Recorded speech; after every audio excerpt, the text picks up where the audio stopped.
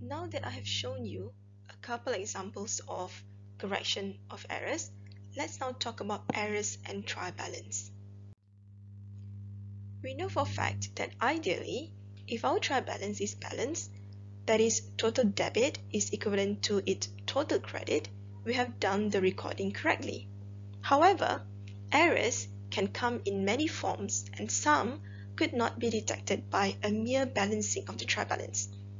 Some of the errors may not affect the trial balance, thus not affecting the balance of the trial balance.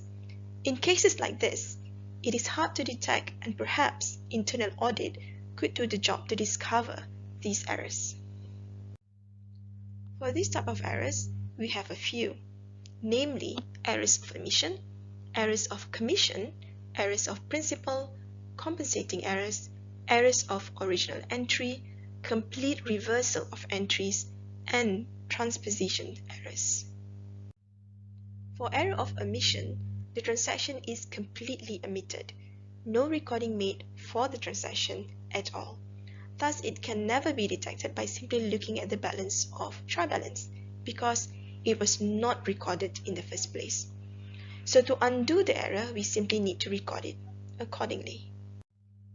For error of commission, transaction is recorded, but it was recorded in the wrong account. This happened when the name of account might be quite similar. So whoever doing the recording really need an eye for details. In this example, a customer, C. Simons, was mistaken for C. Simpsons. For error of principal, it is again a transaction that are recorded in wrong accounts, but this time the error is in the class of the accounts.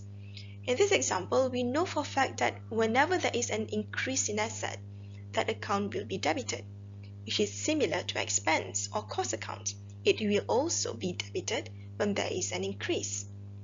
In this example, a purchase of an asset was wrongly recorded into a purchase of inventory account, which is a cost account.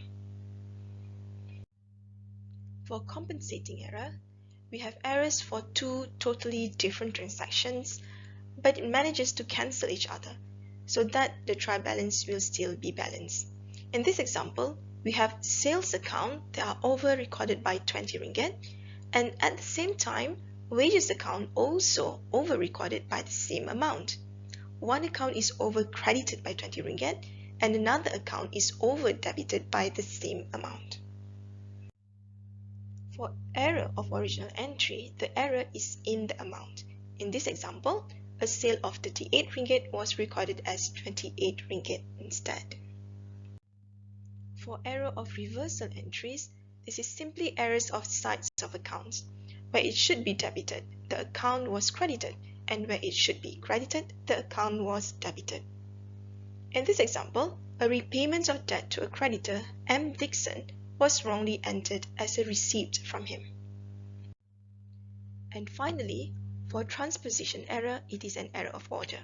The accounts were correct, but the amounts were wrong. In this example, 142 was recorded as 124, a transposition of numbers. So all of these errors, as you can imagine, will not be able to be detected simply by looking at the balancing of the trial balance. A more detailed investigation needs to be done to discover them. For entity with internal audit, that might help them discover these errors, but for those small enterprises that has no internal auditor and are not required to produce audited financial statements, they might not discover the errors at all, or until someone compared their documents, like debtors coming in to check that debt balances and so on. It is quite tricky. So it is very crucial that we make sure we have all of the recording correct the first time. So having discussed the adjusting entries and corrections of errors, please proceed to draft the financial statements of ABC Services. And after that, please proceed to try exercise 2 Stefan Consultancy. Within this exercise, you must be able to show the journal entries for the transactions in the month of November, including some within the year adjustments, determine the account balances, prepare the unadjusted trial balance, show the adjusting entries, prepare the adjusted trial balance, prepare the financial statements, and show the adjusting entries within the financial year 2023.